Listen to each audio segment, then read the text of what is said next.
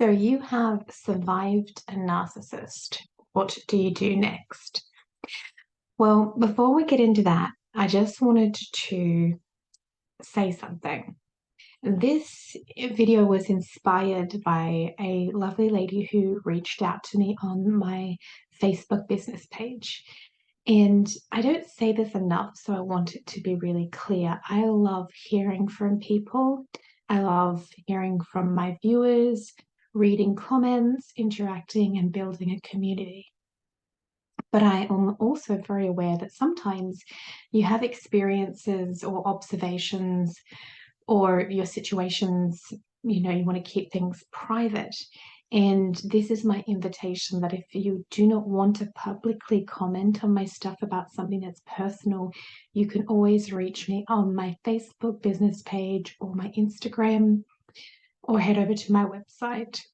I'm very approachable and I would love to hear from you. So I just wanted to be very clear with that invitation because when you do a lot of videos and podcast posts and blogs, and you've been doing this for a while, you sometimes forget to extend the invitations because you feel like it's such a common thing that you forget.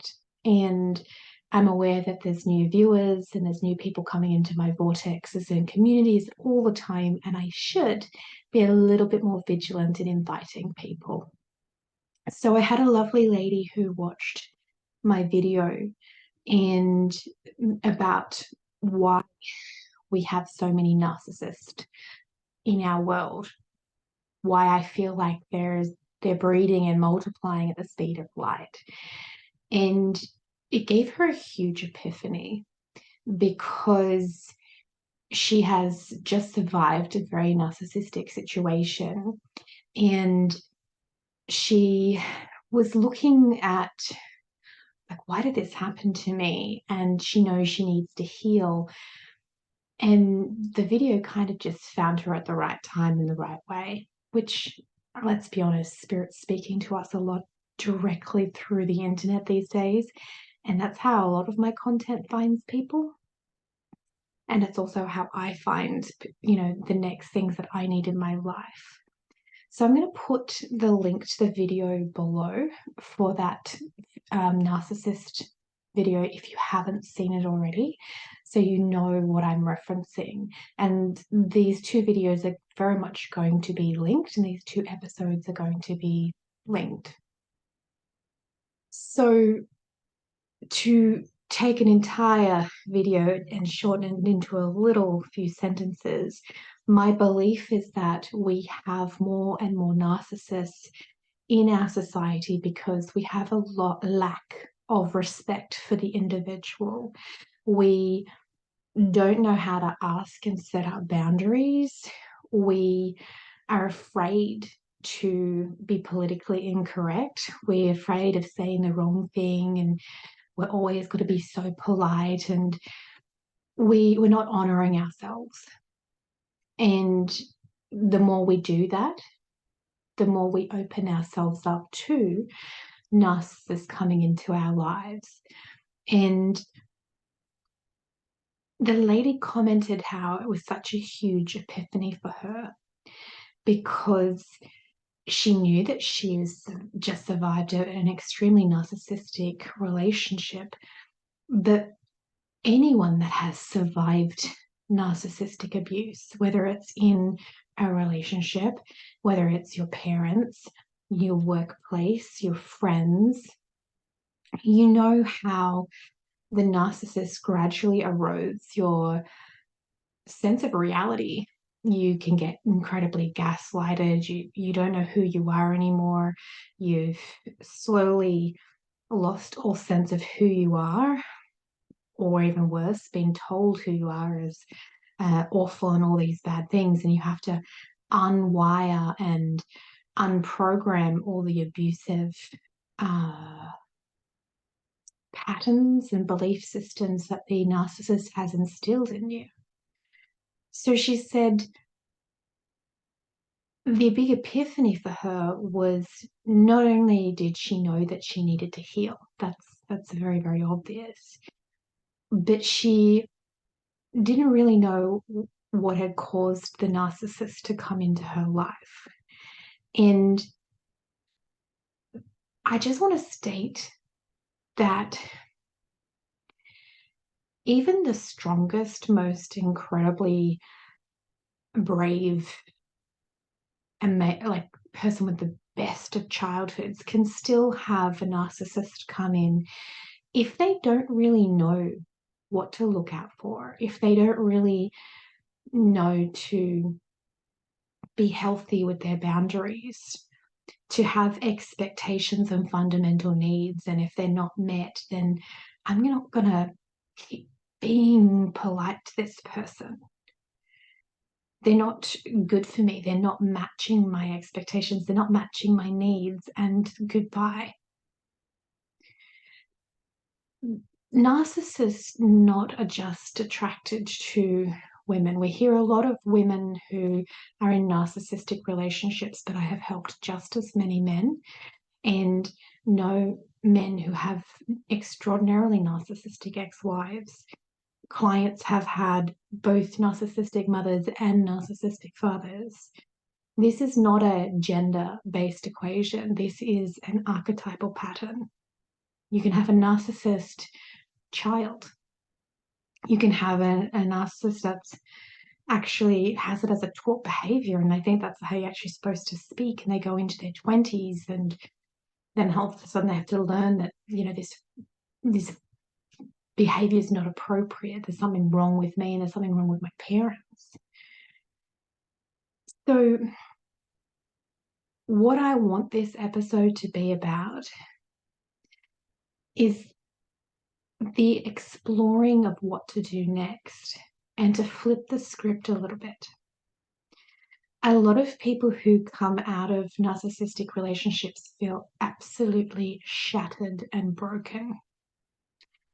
But I need to remind you that the warrior archetype is the highest aspect of the victim. It's the archetype that pulls you up out of a victim.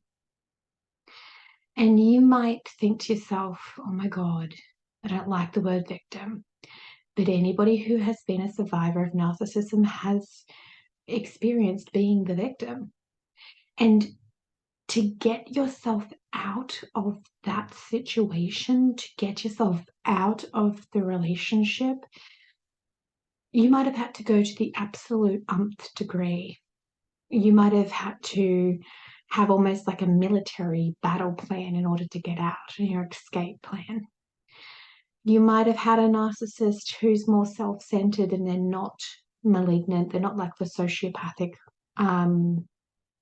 styled. So they're just kind of like, well, I'll move on, and they're extraordinarily self-centered. They'll take all of your furniture, your curtain rods, your ice cubes. They'll take everything, but they don't turn it into this absolute battle, which the sociopathic or the malignant narcissist will. They like to make you suffer for a long time, the really extreme ones. It doesn't matter what level of narcissist you've had, whether you've survived a sociopathic or more of the mid-ranged, extraordinarily self-centered. So the key here is your warrior. You have survived. And I love helping my clients to see that anyone that survives this form of abuse has the strongest warrior. The energy of conviction and courage is just instinctive. It's there. A lot of people who have no trauma, who've had no abuse, who are had a fairly comfortable life with just a few little roadblocks and a few little things that hit them, they have to work harder to get into their warrior, to have the courage to change their life, to have the conviction to keep on going no matter what. But somebody who has survived narcissists, have learned that intrinsically. It's so embedded into them to be such a strong warrior. And this is where I really want you to flip that script on, yes, you might have been the victim of a narcissist, but you have the blueprint of the ultimate warrior archetype. And you can utilize that energy to transform your life. You want to start your own business? Oh my God, you survived a narcissist. You can survive all the things that comes up with that. You want to go back and start studying an entire new degree, the age of 40 or 50. Another 3 years, 4 years at university. You survived a narcissist. That's nothing. You can do that easy. You want to change your job, leave a company that you've been with for 20 years because you no longer like the culture. They've changed over time. They don't respect you. They don't value you, or their values have turned more capitalistic and no longer something that you gel with. You survived a narcissist. You can easily go get another job. So when you are coming out of a narcissistic relationship, most people go, I'm broken. I don't know who I am. I need to heal. And yes, those things are all valid and true, but you are also so goddamn strong, like amazing. And you can utilize that. So you've got to heal, but you're going to activate the warrior and do the work that needs to heal. The next step that you need to look at is the empowerment issues. How did I allow the narcissist into my life? No one else can take ownership of this but yourself. And it could be a gradual thing. You need to look at it, look at the process. How did I allow them in? Am I a people pleaser?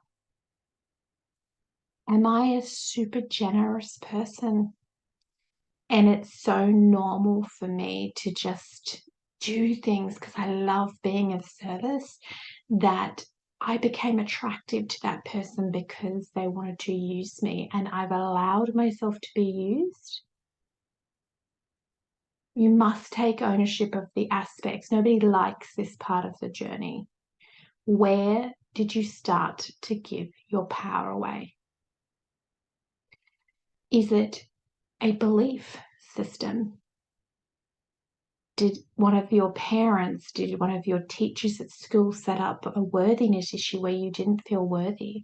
You didn't feel like you could do this thing that you're wanting. And the narcissist was able to come in and just keep on feeding that self-worth and disbelief in yourself. Is that how you allowed them in? Have you had nothing but abuse your entire life? Incredibly horrific childhood, teenage years, straight into narcissistic relationships because you don't know what a healthy relationship is. So that requires, with your incredible warrior, tremendous amounts of healing on trauma, inner child work, understanding the mother and father wounds, the ultimate journey of self-love and self-nurturing, because no one else has gave it to you in your entire life, and you actually don't know how to love yourself, or what love is supposed to feel like, or how to nurture yourself, or what even is a good feeling. If your abuse is that long, you still have to go through this ownership phase where you look and go, oh my God, I don't know what a healthy boundary is. No one's ever taught me it. I've never felt worthy. You need to look and go, oh my God, is one of my parents set this up? They just constantly in their own smothering narcissistic need set me up to feel like this is normal. And you've never actually looked at your parents and judged them for what is. I sort of pause here for a second and say, you're not an adult until you can look at your parents and realize they are their own archetypal patterns, belief systems, and they're not perfect. You can be in your 30s, your 50s, your 70s before you actually grow up to that final stage archetypally where you accept your parents for the patterns that they have. And a lot of people will put their parents on a pedestal that they don't even want to be on.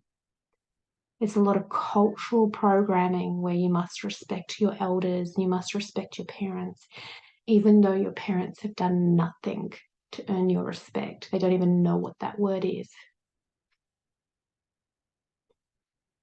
You need to look at these things, you need to own them.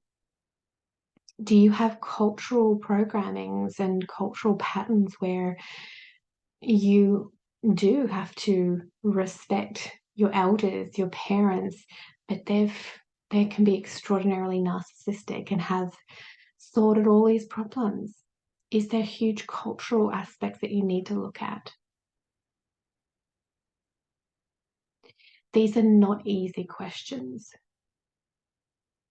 but this is what you need to be doing after you survive your narcissist, because if you don't do this work, you will attract another one and another one and another one. So my greatest advice is to go on a self journey, an odyssey of self-love and empowerment, where you learn to love yourself and become so confident and empowered in your sovereignty that you would never allow yourself to become the victim of a narcissist ever again. Educate yourself on what narcissists do. Educate yourself on the red flags. But also educate yourself on your patterns. If you're an empath, what does that mean? How do you protect yourself?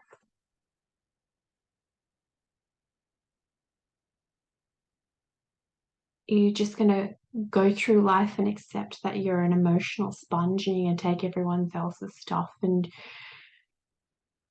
you're going to live out the next 40 years like that and you're not going to do anything about it?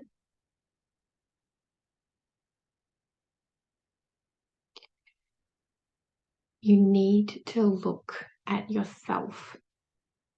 And you also need to remember at all stages how strong you are. Remember the ultimate warrior. I want you to think, if you're a woman, you're a mixture of Xena, warrior princess, and Wonder Woman. If you're a man, you're a mixture of the Terminator and Conan the Barbarian and Rambo. Like the ultimate feisty warriors.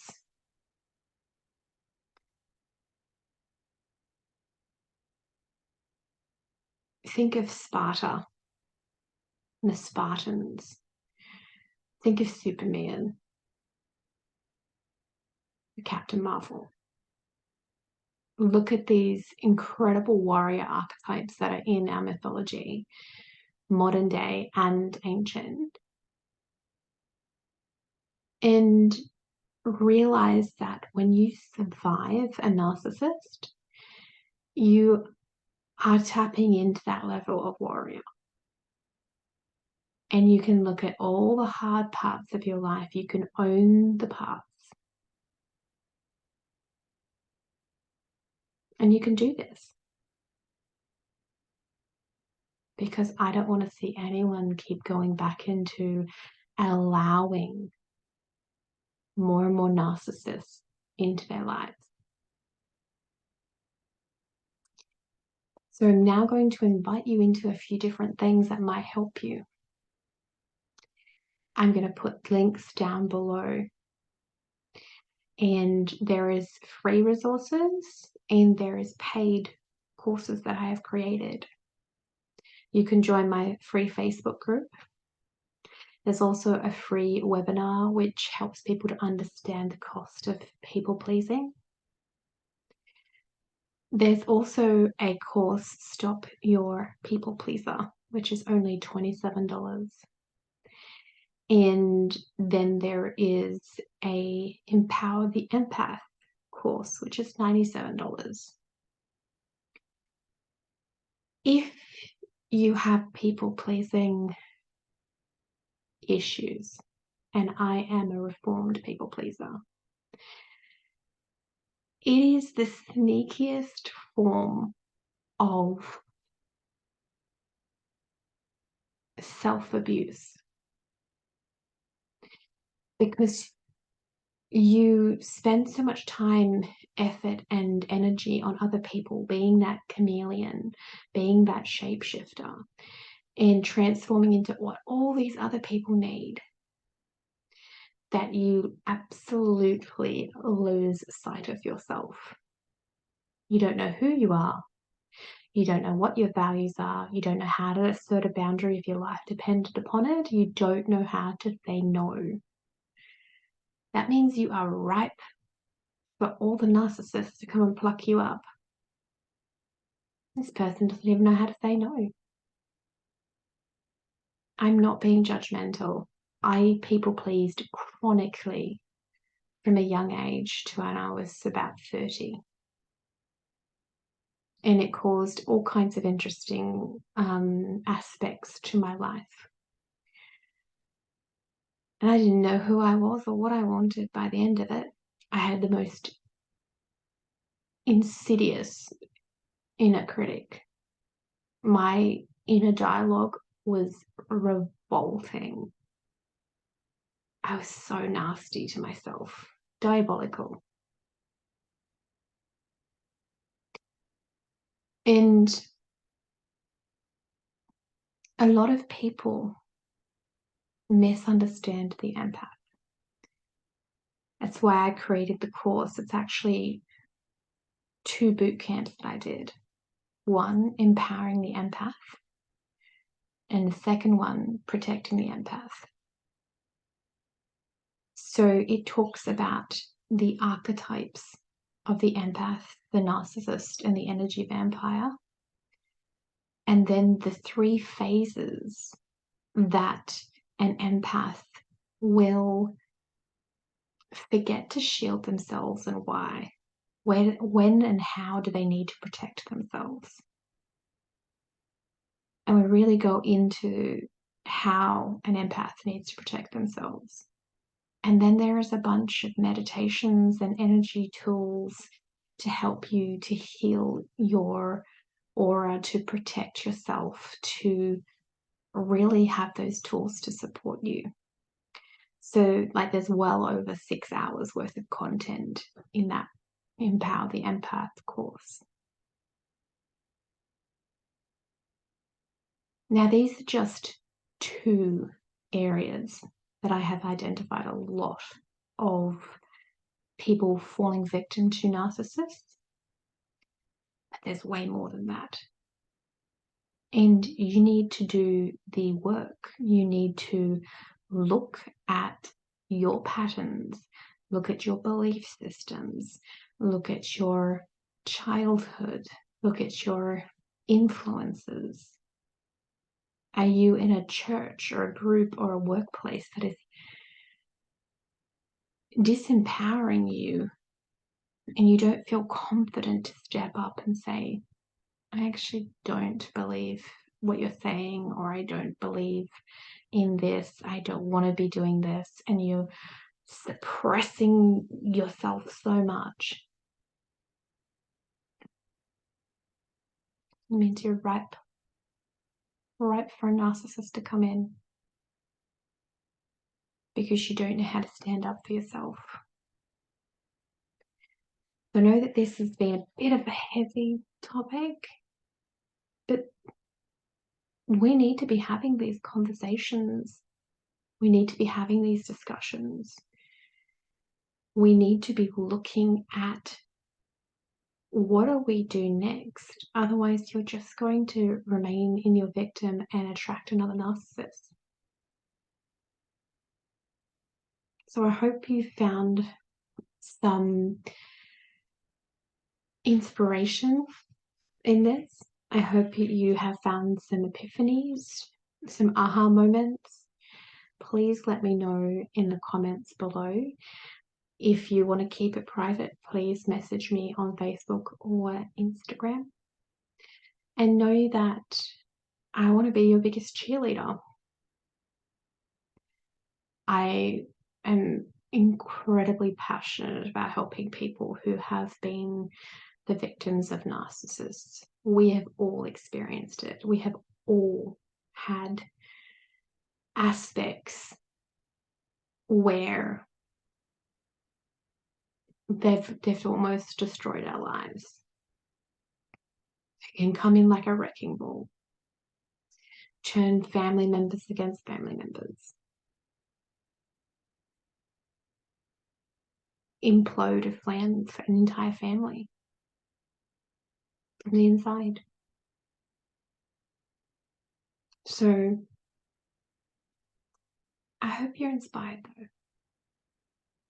I look forward to your comments and I hope this has helped. Bye for now.